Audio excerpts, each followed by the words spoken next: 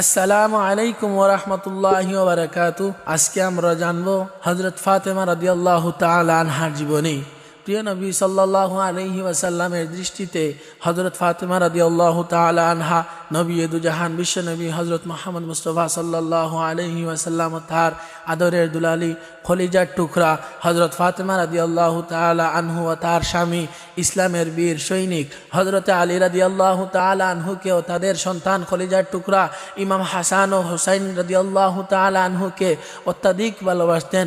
হযরত ফাতেমা রাদিয়াল্লাহু তাআলা আনহা ও হযরত আলী রাদিয়াল্লাহু তাআলা আনহাকে তো ভালোবাসতেন, তার চেয়েও তাদেরকে কলিজার টুকরা সন্তানদেরকে হযরত ইমাম হাসান ও হুসাইন রাদিয়াল্লাহু তাআলা আনহুকে নবীজি বেশি ভালোবাসতেন। তাদেরকে কলিজার টুকরা বলেই মনে করতেন। তাদেরকে খুশি করার জন্য তাদের সাথে অনেক রং তামাশা করেছেন। এমনকি অনেক সময় ইমাম হাসান ও হুসাইন রাদিয়াল্লাহু তাআলা আনহুকে পিঠে নিয়ে গুড়া গুড়া খেলতেন। কোনো এক বর্ণনায় উম্মুল মুমিন হযরত আয়েশা রাদিয়াল্লাহু তাআলা আনহা বলেন, কোনো এক সকালে প্রিয় নবী সাল্লাল্লাহু আলাইহি ওয়াসাল্লাম পশমি একটি কালো চাদর পরেছিলেন। এমনকি এমন মুহূর্তে হঠাৎ করে ইমাম হাসান হুসাইন নবী কন্যা ফাতেমা রাদিয়াল্লাহু তাআলা আনহা নবী জামাত হযরতে আলী রাদিয়াল্লাহু তাআলা আনহু তার নিকটে উপস্থিত হলেন।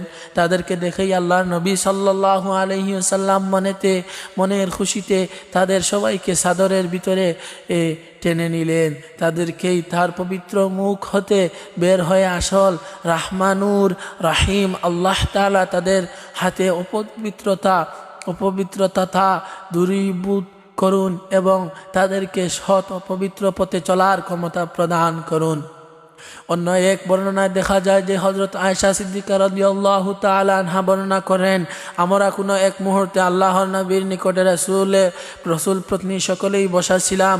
এমন সময় দেখতে পেলাম হঠাৎ করে নবী দুলালি হযরত ফাতেমা রাদিয়াল্লাহু তাআলা আনহা প্রিয় নবী সাল্লাল্লাহু আলাইহি ওয়াসাল্লামের মতো হেঁটে হেঁটে হাজির হলেন।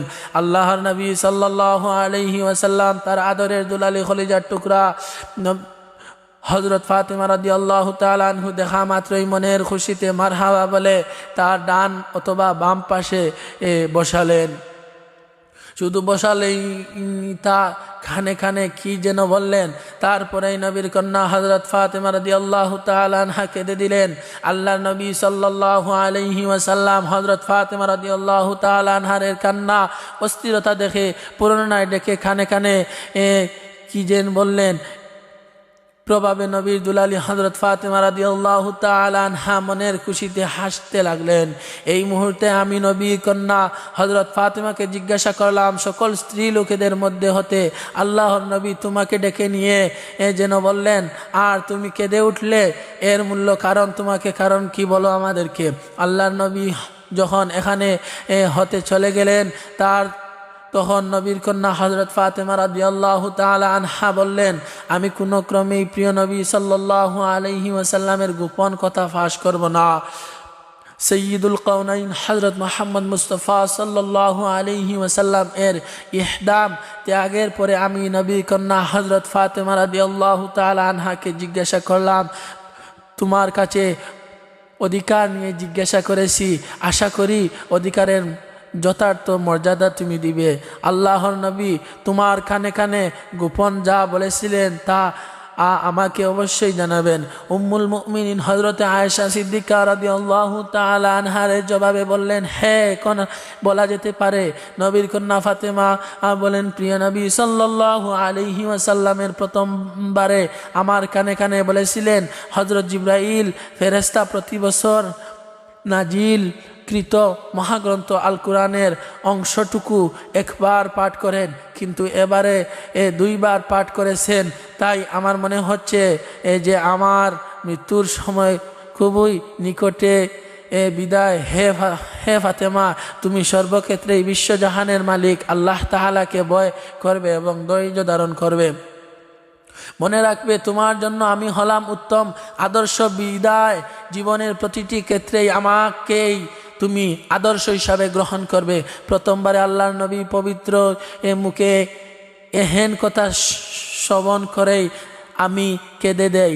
আবার অস্থিরতা মন্দ ও দেখে প্রিয় নবী সাল্লাল্লাহু আলাইহি ওয়াসাল্লাম আমাকে পূর্বেই না এখানে বললেন, হে মা ফাতেমা, তুমি একমাত্র আহলে বাইতের মধ্যে হতে সর্বপ্রথম আমার সাথে মিলিত হবে, এমন বেহেশতি রমণীদের মধ্যেই তুমি সর্বদা সর্দার হবে। নবীর জামাতা হযরত আলী রাদিয়াল্লাহু তাআলা আনহার দৃষ্টিতে প্রিয়তমা স্ত্রী হযরত ফাতেমা রাদিয়াল্লাহু তাআলা আনহা ইসলামের বীর সৈনিক। নবীর জামাতা হযরত আলী রাদিয়াল্লাহু তাআলা আনহু নবীর দুলালী হযরত ফাতেমা রাদিয়াল্লাহু তাআলা আনহুকে জীবনের চেয়েও বেশি ভালোবাসতেন। কোনো এক সময় নবীর কন্যা হযরত ফাতেমা রাদিয়াল্লাহু তাআলা আনহা এর ইহদাম ত্যাগের পর নবী জামাত হযরত আলী রাদিয়াল্লাহু তাআলা আনহাকে জিজ্ঞাসা করা হয়েছিল, ও আপনার সঙ্গে হযরত ফাতেমা রাদিয়াল্লাহু তাআলা আনহার কি রূপ ব্যবহার করেছেন? জবাবে শেরে খুদা হযরত আলী রাদিয়াল্লাহু তাআলা আনহা কান্নায় ব্যঙ্গে কণ্ঠে বললেন, নবীর নন্দিনী হযরত ফাতেমা রাদিয়াল্লাহু তাআলা আনহু ছিলেন চির ও শান্তিময় বেহেশতের একটি সুগন্ধি ফুল। যেমনভাবে ফুল ঝরে গেলে তার মন মাতানো সুবাস মনকে মোহিত করে, তদরূপ হযরত ফাতেমা রাদিয়াল্লাহু তাআলা আনহা দুনিয়ার মধুমাহা ব্যবহার আর গুণ গরিমা আমার ব্যতীত হৃদয়কে শীতল ও আনন্দে ভরে গেছে। নবীর কন্যা হযরত ফাতেমা রাদিয়াল্লাহু তাআলা আনহা এর ইহদাম ত্যাগের পর দামনের সময় নবী জামাতের হযরত আলী রাদিয়াল্লাহু তাআলা আনহু বলেছিলেন, হে নবী দুজাহান, আপনার কলিজার টুকরা হযরত ফাতেমা রাদিয়াল্লাহু তাআলা আনহা ইহ ধর্ম ত্যাগে আমার ধৈর্য শক্তিকে স্নিগ্ধ করে দিয়েছেন। মনে হচ্ছে এই যেন আদর শরীরকে শক্তি বলতেই কিছু নেই, আমার বাহুবল আর ধৈর্য বীর্য আস্তে আস্তে বিলোপ হয়ে যাচ্ছে। বলে মাত্রই একটি এই কথাকে হৃদয়ের মাঝে স্মৃতিস্বরূপ ধরে রেখে ধৈর্যের প্রহুর গুনছি, আর সেই স্মৃতিটুকু হলো আপনার চলে যাওয়ার বিরহ। ও সেদিন আপনাকে আমি নিজ হাতেই কবরের মধ্যে রেখেছিলাম। এক কথা সর্বজন সত্য কথা যে নবীর দুলালী হযরত ফাতেমা রাদিয়াল্লাহু তাআলা আনহা ছিলেন আমাদের প্রতি মহান করুণার আধার, আল্লাহ তাআলার শাসনুহর বিশেষ দান স্বরূপ। আবার সেই প্রভুর হযরত ফাতেমা রাদিয়াল্লাহু তাআলা আনহুকে উঠিয়ে নিলেন। যাই হোক, হযরত আলী রাদিয়াল্লাহু তাআলা আনহু হযরত ফাতেমা রাদিয়াল্লাহু তাআলা আনহা এর ইহদাম ত্যাগ কষ্ট পেয়েও খুশি হতেন যে তার প্রিয়তমা স্ত্রী হযরত ফাতেমা রাদিয়াল্লাহু তাআলা আনহু বেহেশতের রমণীদের সর্দার হবেন।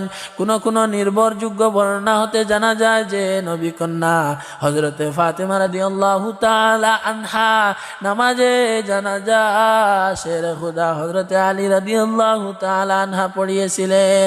এর জন্য প্রিয় দিনী বোনেরা, আপনারা বেশি বেশি করে আপনার স্বামীর খেজমত করবেন। আপনার স্বামীর খেজমত করলেই আপনি জান্নাতি হতে পারবেন। হযরতে আলী রাদিয়াল্লাহু তাআলা আনহা ফাতেমা রাদিয়াল্লাহু তাআলা ইহদাম ত্যাগের পর প্রায় মনে মানসিকতা খারাপ করে বেশে থাকতেন। এমনকি ভারাক্রান্ত হয়ে নিয়ে হযরতে ফাতেমা রাদিয়াল্লাহু তাআলা আর স্মৃতিকে মনে করে একটি কবিতা আবৃত্তি করেছিলেন, যে কবিতার মর্মার্থ ছিল, পার্থিব জগতের সকল প্রকার দুঃখ বেদনা আঘাতে আমাকে ঘিরে আমাকে দুঃখের সাগরে ফেলে দিয়েছে। সর্বোপরি কথা হলো, হযরত আলী রাদিয়াল্লাহু তাআলা আনহু তার প্রিয়তমা স্ত্রী হযরতে ফাতিমাতুজ জোহরা রাদিয়াল্লাহু তাআলা আনহুকে স্ত্রী হিসেবে মর্যাদা দিলেও তার সাথে আচার ব্যবহার কথাবার্তা বলার সময় সর্বদা হিসাব করে কথা বলতেন। যে হযরত ফাতিমা রাদিয়াল্লাহু তাআলা আনহার বিশ্বনবী হযরত মুহাম্মদ মুস্তাফা সাল্লাল্লাহু আলাইহি ওয়াসাল্লামের আদরের কন্যা, কলিজার টুকরা ও বেহেশতি রমণীদের সর্দার, যার কারণে হযরত আলী রাদিয়াল্লাহু তাআলা আনহা নবীর দুলালী হযরত ফাতিমা রাদিয়াল্লাহু তাআলা আনহার সাথে কোনো মুহূর্তে এমন কোনো ব্যবহার করতেন না যা তার মনে ব্যথা পেত। তবে হযরত ফাতিমা রাদিয়াল্লাহু তাআলা আনহা হযরত আলীকে মেয়েদের সাথে এমন কোনো ব্যবহার করতেন না যে সে মনে পেত। হযরতে আলী রাদিয়াল্লাহু তাআলা এমনইভাবে ফাতেমা রাদিয়াল্লাহু তাআলা আনহাকে অন্তরের অন্তঃস্থল থেকে ভালোবাসতেন। তেমনইভাবে নবীর দুলালী হযরত ফাতেমা রাদিয়াল্লাহু তাআলা আনহা যেখানে ছিলে ভালোবাসা তার শান্তি তাকে মনে প্রাণে ভালোবাসতেন, যার কারণেই তাদের দাম্পত্য জীবন হয়েছিল সুমধুর। এর জন্য আমার প্রিয় দিনী ভাই ও বোনেরা, আপনারা স্ত্রীলোকে স্বামীর খেদমত করবেন এবং স্বামী স্ত্রীর খেদমত করবেন।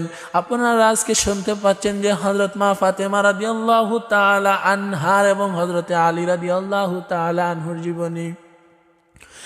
প্রিয় দিনী ভাই ও বোনেরা, এরকম নিত্য নতুন ইসলামিক ইতিহাস শুনতে আমাদের চ্যানেলটিকে সাবস্ক্রাইব করবেন। আমাদের চ্যানেলের নাম মার্জিয়া ভয়েস।